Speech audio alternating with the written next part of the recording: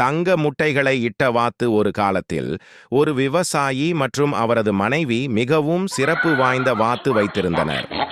ஒவ்வொரு நாளும் வாத்து ஒரு தங்க முட்டையிடும். விவசாயியும் அவரது மனைவியும் மிகுந்த மகிழ்ச்சியடைந்தனர் மற்றும் தங்க முட்டைகளை விற்று பணக்காரர்களாக வளர்ந்தனர். இருப்பினும் அவர்கள் விரைவில் பேராசை பிடித்தனர். வாத்து தங்க முட்டையிட முடியும் என்றால் அதற்குள் நிறைய தங்கம் இருக்க வேண்டும் என்று அவர்கள் நினைத்தார்கள். அவர்களின் பேராசையால் உந்தப்பட்டு வாத்தை கொன்று தங்கத்தை ஒரே நேரத்தில் மீட்டெடுக்க அதை வெட்ட முடிவு செய்தனர். ஆனால் அவர்கள் அதை செய்தபோது அந்த வாத்து உள்ளே உள்ள மற்ற வாத்துகளைப் போலவே இருப்பதை கண்டறிந்தனர். தங்கமில்லை. இப்போது அவர்கள் தினசரி தங்க முட்டையின் மூலத்தை இழந்துவிட்டனர். விவசாயியும் அவரது மனைவியும் தங்கள் சொந்த முட்டாள்தனத்தாலும் பேராசையாலும் அழிக்கப்பட்டனர். கதையின் ஒழுக்கம்: பேராசை அழிவுக்கு வழிவகுக்கும்.